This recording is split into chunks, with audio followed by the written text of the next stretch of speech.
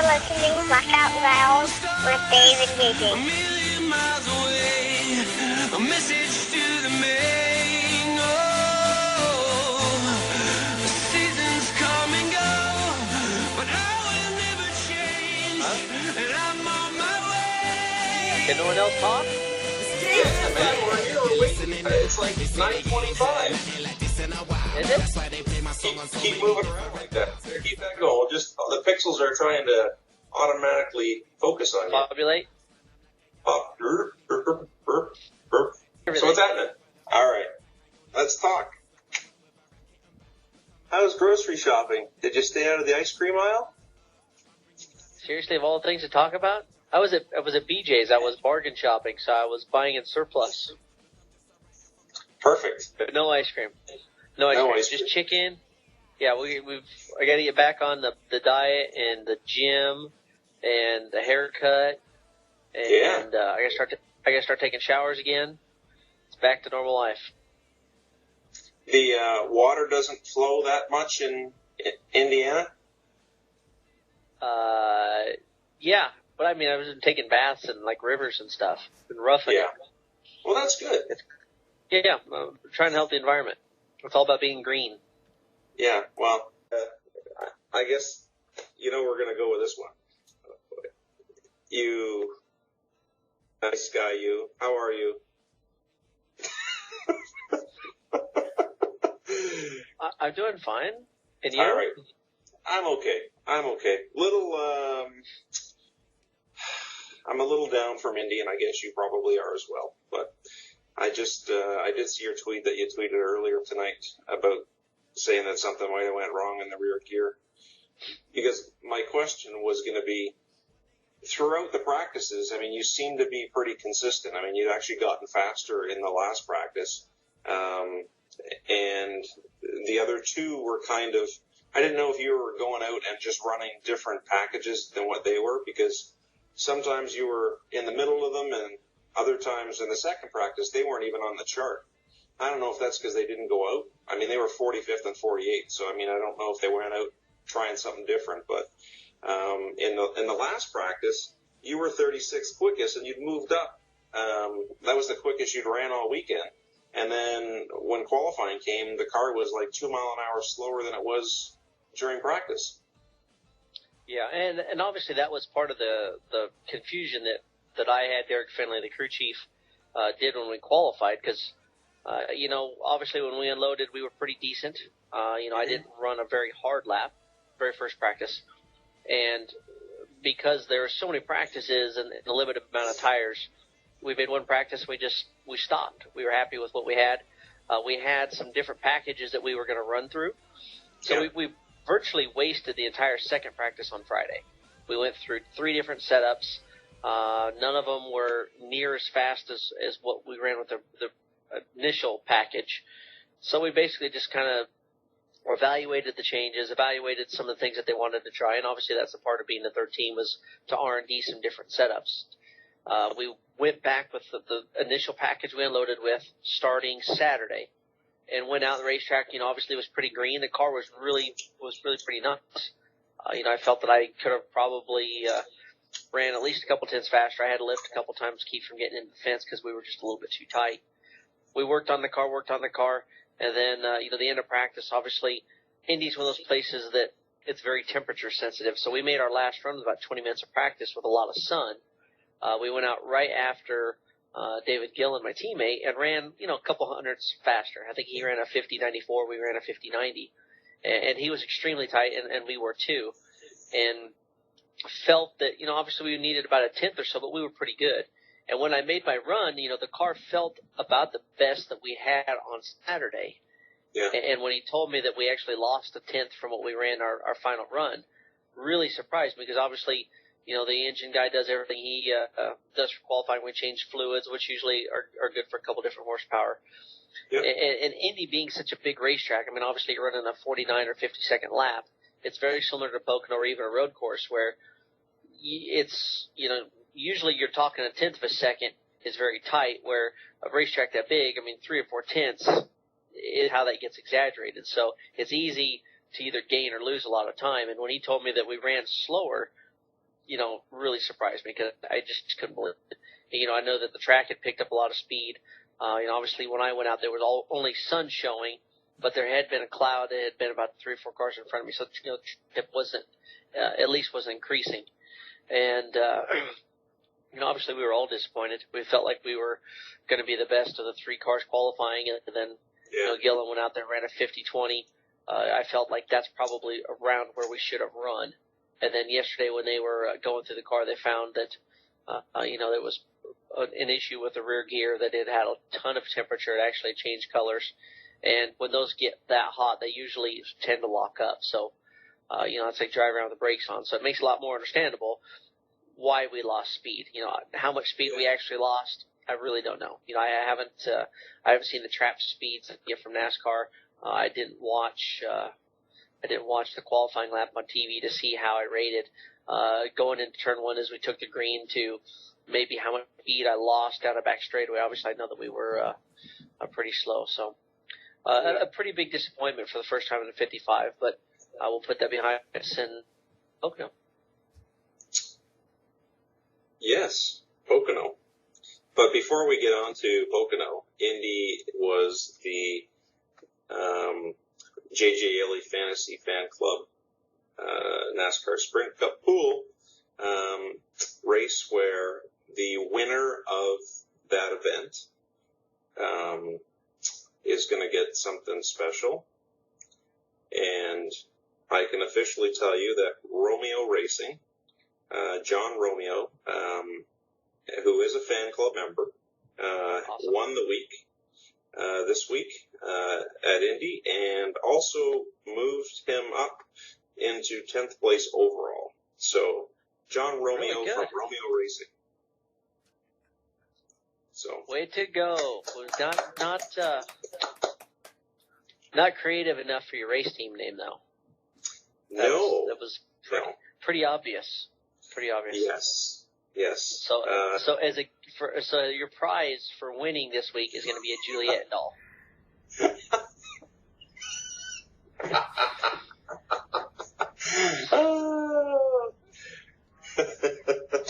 Oh gosh. So we head to Pocono. Looking forward to it. Pocono. I am. I really enjoy Pocono. It's a lot of fun. It's a fun place to I guess qualify. The race.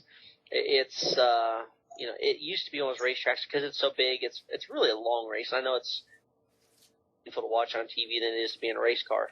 But now that they've added shifting back to the Cup Series this year, adds another element. Obviously it races more like a road course. There's a lot of strategy, fuel mileage that goes into place.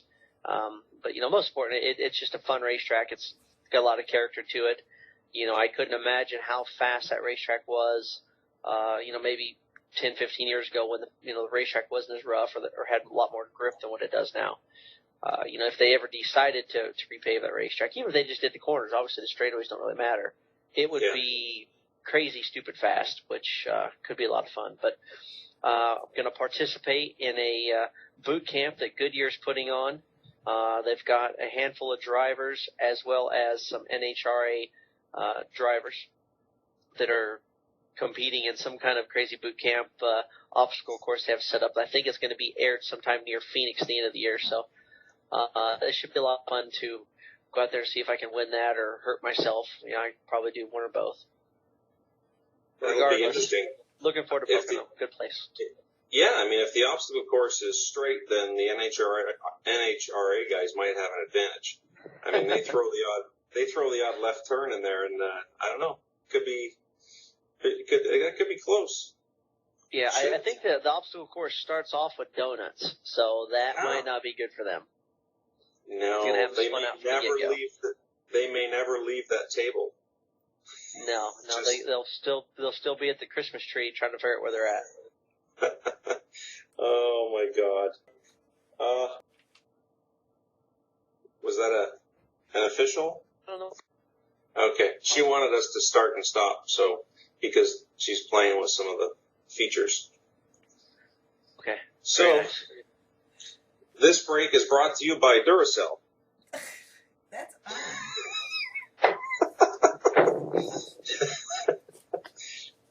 No, I And then after that,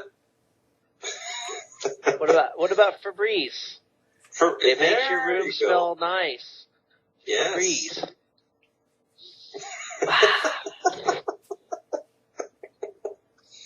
Hey, I smell nice and springside.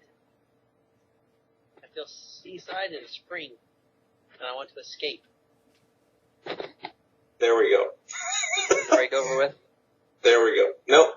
I got a little The something. fan blew it all over me, so I smell very Fabreesier. I got a little something I have to show you. It's just something. Is it Rated PG-13? R? R?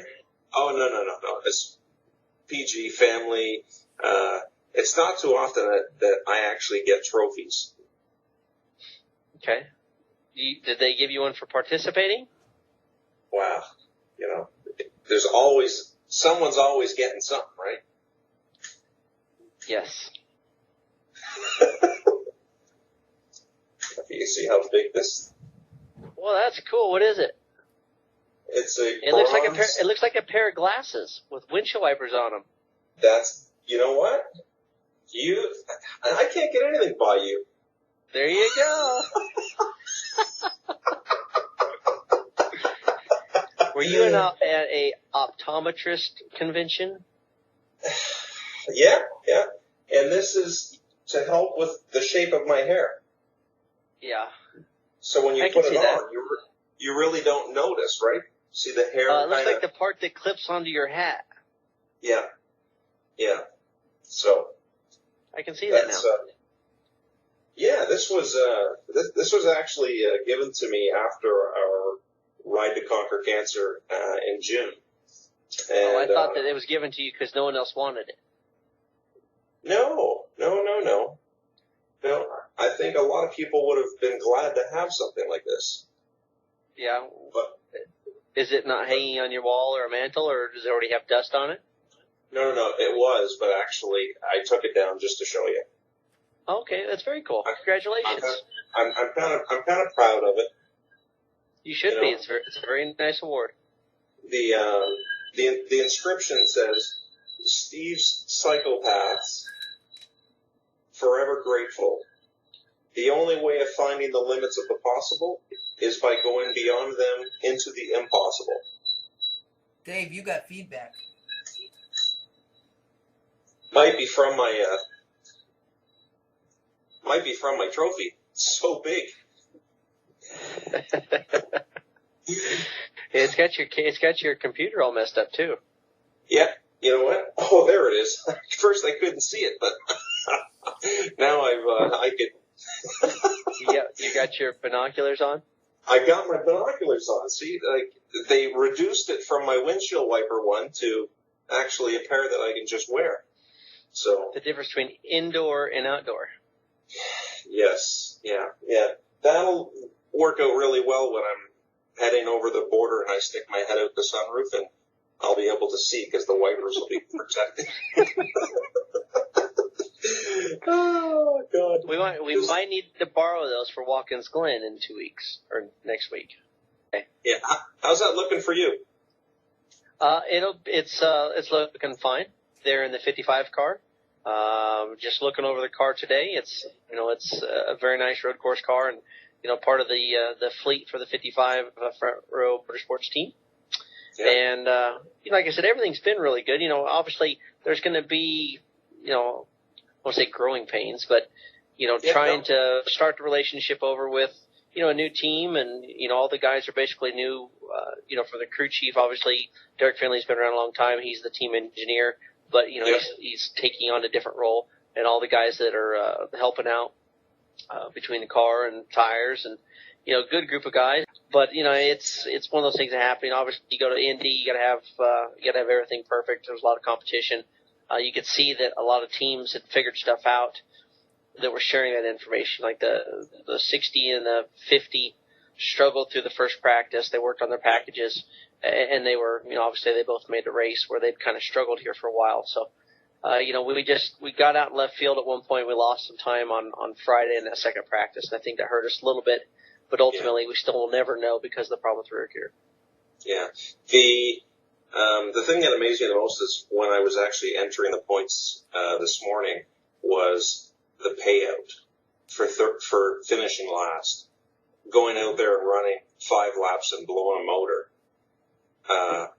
I was stunned how much money. And so looking at that, and seeing where the 38 and the 55 didn't make the race, and seeing that possible revenue that isn't going to go to the team, that's a lot of money. It's a lot of money, and definitely hence why there was 48 or 49 cars there to take the 43 spots, right? So sure, and that's part of the reason you see that the Fast Lane Motorsports brought out a second car, Terry Labonte, because he's locked in with the champion provisional. Yep. That's going to help that team. Obviously, that's like having a sponsorship for another race, and it's definitely it was definitely a big hit for our team having missed that race with 2 different cars, and it's obviously money that is already counted on for a team that doesn't have sponsorship or very limited sponsorship. So, there's been some big meetings I think that happened yesterday. I was actually driving back from Indianapolis, so I missed out on those meetings. But there's thankfully the one good time of spending 12 hours driving all the way across from Indianapolis. But I think there's good things coming. I think they're looking at what it's going to take to make some improvements with the team, and we'll just see what happens. I guess I was more of not a letdown, but I really prayed for that 38 to take over the 71, because now they're back in the top 35, and Robbie Gordon is clawing in 36th, and then the 38th and 37th. But after you going out and racing so hard to get a good finish, and that's kind of it's a kick in the teeth. Kick in the teeth. It's a family show. Ultimately, there's still a lot of racing left to go this year, and I think the 38 is only 23 points out now behind the 71, and nothing against the guys. Obviously they've raced their way back to the top 35 of points, but I know that the strategy helped them out tremendously. I know at one point they were one of 3 cars that were 2 laps down. Obviously they were looking like they were going to have a finish of being one of the last cars still running on the racetrack, and it worked out well for them. They picked up a bunch of points. I think Robbie Gordon was the first car out of the race. Trevor Payne had to pit late. He was up contending for a top 5 before he had to pit, which would have locked him back to top 35. Which I don't think would have mattered, because I don't think they're going to Pocono anyway.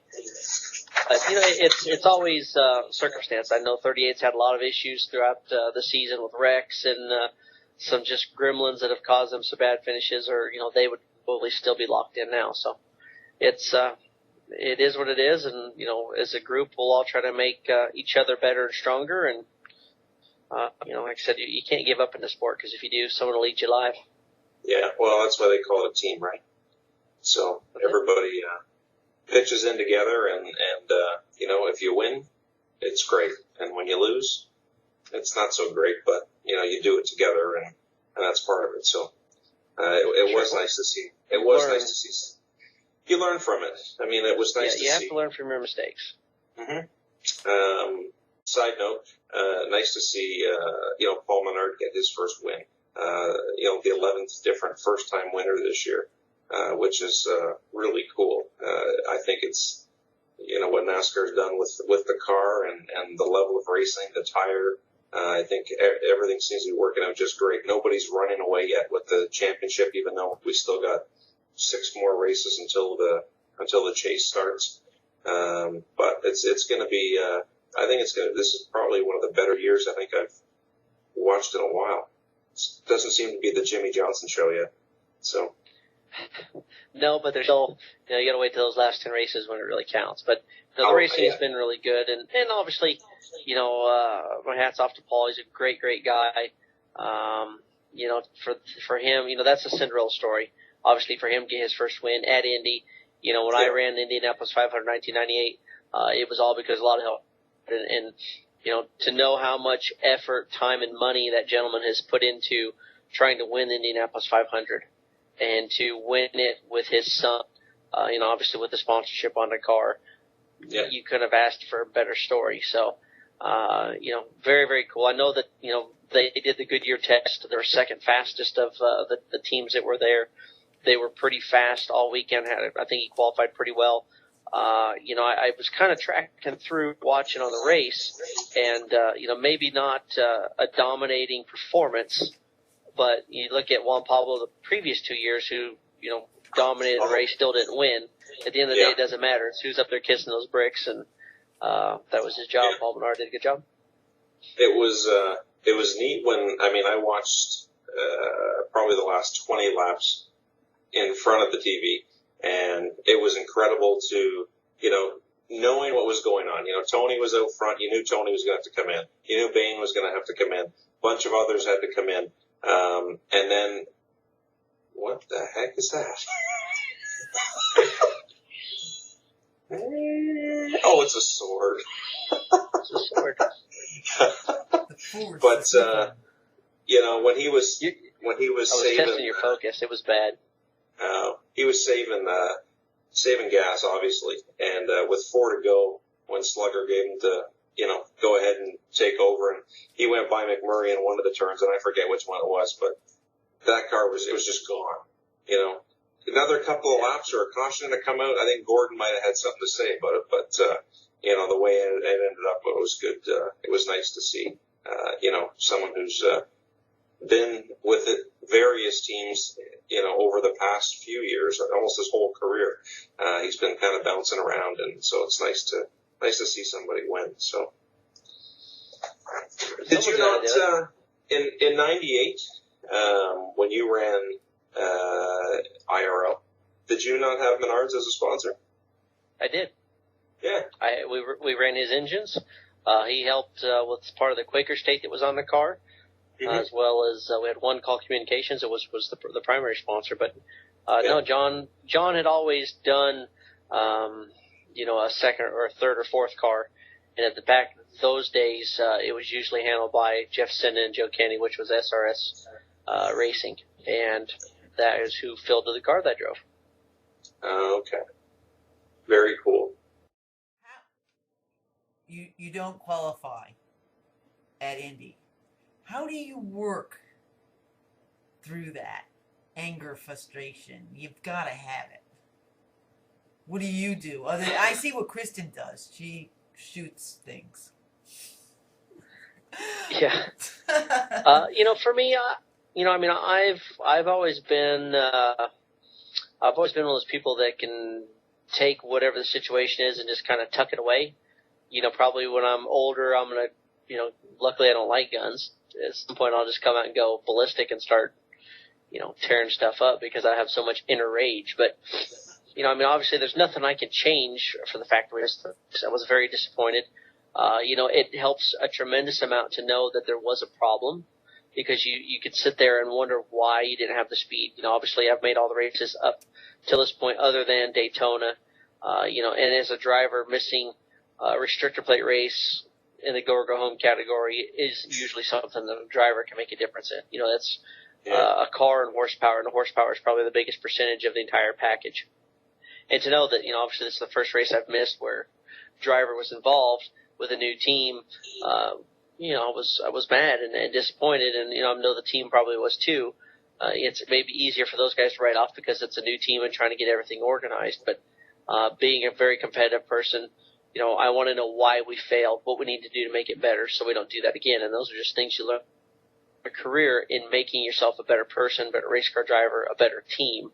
And I've been through all that at lower levels of racing. So, to know, like I said, to have there was a problem, how much it affected it, I don't know. Obviously there were still some other good cars that missed the race, and, someday it's your day, someday it's not. The big thing is to go out there, continue to try to impress people, keep doors open, and find a situation where, hope you can go race on a weekly basis, get locked in on points to where you don't have to worry about that one specific lap and not making an error, making sure the setup's perfect, and going out there and working with a team and get good finishes. You're on national TV and you're running those 2 laps, and, you've got the commentators commentating the lap and watching the time, and the little green blurb turns into the red blurb, and before you're halfway down the backstretch, it's already on to the next driver. So, I guess that's what they do, right? So, yeah, that's it. That's it. That's what they do. They get paid the big bucks for that. Kudos to them, though.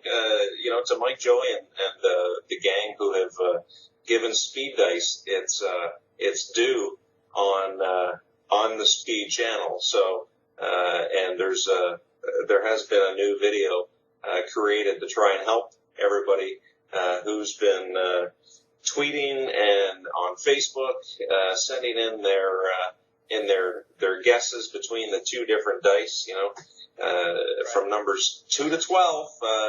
It's not hard. It's not hard. It's not rocket science. And lucky number 9, 38 possible winners, and that's pretty cool. So we'll get that set for Pocono and throw those lovely things back into that can. And you should tweet a picture, actually, if you can, before going out at some point, or when the car's, I don't know when you put the dice in it, when you sit in it, or? I usually put them in as obviously it depends on when we practice, but I usually put them in right after final practice before we go to qualify if it's on Friday. If we qualify on Saturday, I'll wait till Saturday to put them in the car. So okay. I know they're there. But yeah. Does it pass inspection? Yeah, it'll pass inspection with Dyson. It can. Sometimes you get a crazy look like, what in the hell is that? But, if I would have stuck, originally I was just sticking on the dash, which probably would have been too much of a distraction for me. Yeah. That might have got a look like, why is there something up on the dash? Because next thing you know, there's going to be dice hanging from the rearview mirror. Yeah. So. That may not be a bad idea, Yeah, a version of speed dice, of some fuzzy dice. Yeah. I mean, shorten the cord, let it hang, and make sure they got a nice big sponsor in the hood, so when they zoom in on qualifying on those dice, there we go. That's it. That's perfect. Good thinking. I'm glad we've been able to brainstorm in this edition of LOL. This has been a positive talk. Brought to you by Fabreesier. Yes, it's a limited edition to Seaside Springs and Escape. Duracell. Smells good. Yeah. Oh my God. Well, listen, I want to wish you all the best of luck heading to Pocono and Watkins Glen.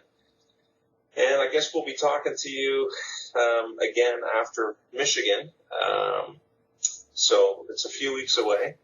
No, it'll be after Watkins Glen before Michigan. Oh, you are right.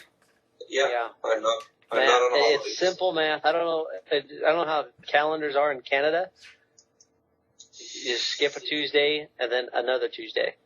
Have one right here. A calendar? A calendar, all right. Sure. Is that the flat? Did that calendar come with the Fabreesier?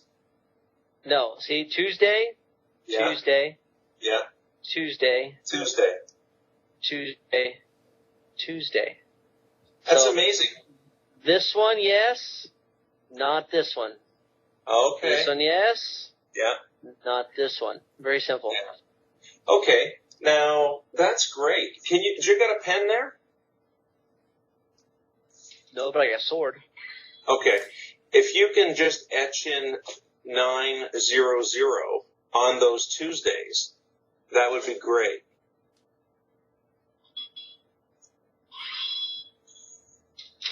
Watch out, I'll stab you with my sword. You do that. So I hurt myself. Crazy. All right. Yeah. Okay. So okay. We'll be talking again after Watkins Glen. Hopefully. That was a little prayer, by the way. I have some new information that will be breaking news. All right. So thanks for another great week and keeping us up to speed with what's happening. It's been a blast. And I hope you love the music this week. We've picked out something special. I'm not dressing up in that silly outfit again. I'm not sure if you watched the last Laugh Out Loud, but I'm not sure who got laughed at. Yeah. I thought you looked good. Oh my God, yeah. That was the highlight. I didn't even watch the show. I just kept doing the intro over and over. You know what? I put it on and I was laughing so hard all of a sudden I had about 10 people behind me going, what the hell's that? What's that? Hey, you know. What like, channel's wow, that on? Oh, I didn't know that you could dance, Dave. Yeah. It feels like a long time coming.